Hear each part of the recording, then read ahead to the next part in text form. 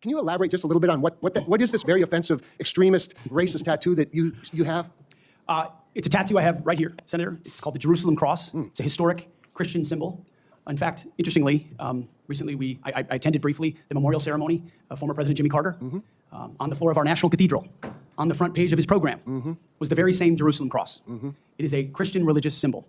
And when the events happened before preceding the Biden inauguration, I was a part of the mobilization to defend that inauguration. As someone who'd been a proud supporter of Donald Trump, but also a member of the military, had orders to come to Washington, D.C. to guard that inauguration.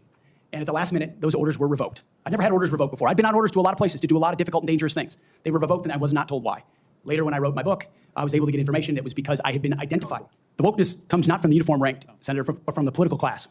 On day one, on January 20th, when President Trump is sworn in, he will issue a new set of lawful orders. And the leadership of our services will have an opportunity to follow those lawful orders or not. Those lawful orders will not be based on politics. They will be based on readiness, accountability, standards, and lethality. That is the process by which leaders will be judged. And accountability is coming. Because everybody in this room knows, if you're a rifleman and you lose your rifle, they're throwing the book at you. But if you're a general who loses a war, you get a promotion. That's not going to happen in Donald Trump's. And we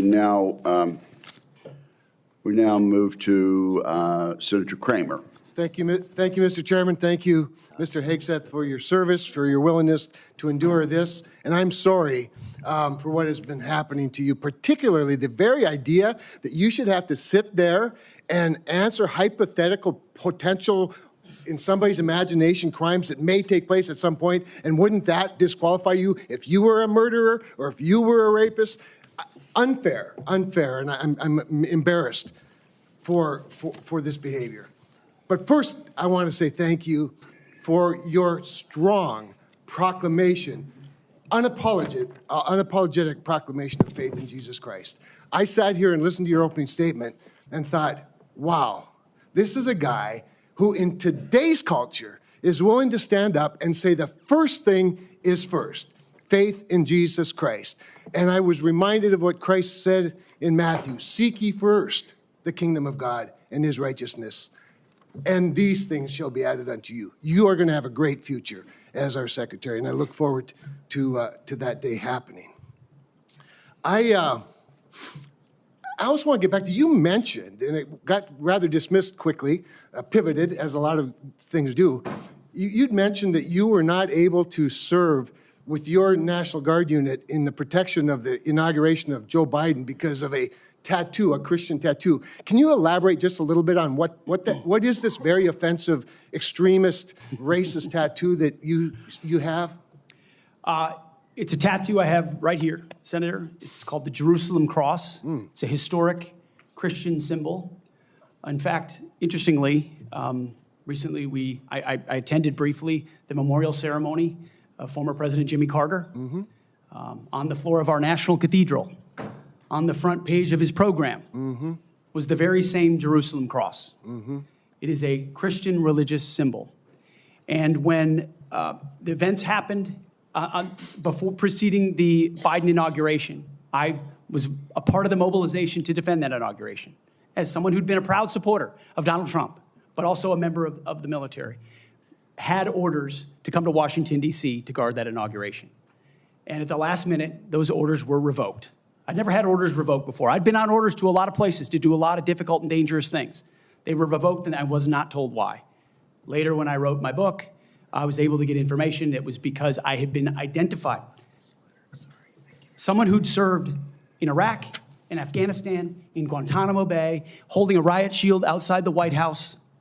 I'd been identified as an extremist, as someone unworthy of guarding the inauguration of an incoming American president. And if that's happening to me, Senator, how many other men and women, how many other patriots, how many other people of conscience? We haven't even talked about COVID and the tens of thousands of service members who were kicked out because of an experimental vaccine. In President Trump's Defense Department, they will be apologized to, they will be reinstituted with pay and rank.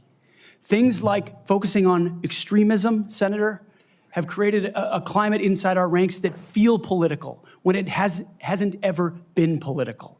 Those are the types of things that are going to change. And Senator Sullivan, you mentioned that study. After a whole study was held, extremism working group study, 100 extremists were identified in the ranks of 3 million. And most of those were gang-related. So it was a made-up boogeyman to begin with. You, Mr. Hagseth, are not the extremist. The people who would deny you your expression of faith are the extremists. They're the racists. They're the bigots. You're the one that is protecting their right to be one. Thank you for that. I want to go to another point in your opening statement, and it's summarized in this beautiful one-sentence paragraph. You said, quote, leaders at all levels will be held accountable, and warfighting and lethality and the readiness of the troops and their families will be our only focus. At that moment, in my mind's eye, I heard soldiers, airmen, Marines, sailors, guardians from the Pentagon to the Pacific and everywhere in between applaud. Applaud. And they're thinking, it's about time. I can get on board with that idea. And quite honestly, and I want to get to this because I think it's so important. I would say, I don't know, just about maybe everyone, I'm trying to think of an exception to this, that wears the uniform that has ever come before this committee or that I've met with privately, publicly, that I've been on tours with, that I've traveled with, that wear the uniform, whether it's with 4 stars or no stars, agrees with that statement.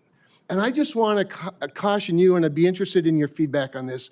You know, there's been a lot of talk about firing woke generals, creating the purge group, and all those things you and I have talked about. I would say give those men and women a chance under new leadership. You know, my favorite painting in the rotunda is of George Washington retiring his commission, establishing on day one, a man who could have been king, chose to be a civilian leader of this country. And I just would encourage you to trust them first, and look forward to them saluting the civilian leadership of this country. So just maybe if you could spend a minute just elaborating a little bit about the wokeness, where it comes from, and who will be held accountable. The wokeness comes not from the uniform ranked, Senator, but from the political class. On day one, on January 20th, when President Trump is sworn in, he will issue a new set of lawful orders. And the leadership of our services will have an opportunity to follow those lawful orders or not. Those lawful orders will not be based on politics. They will be based on readiness, accountability, standards, and lethality. That is the process by which leaders will be judged. And accountability is coming, because everybody in this room knows if you're a rifleman and you lose your rifle, they're throwing the book at you. Mm-hmm.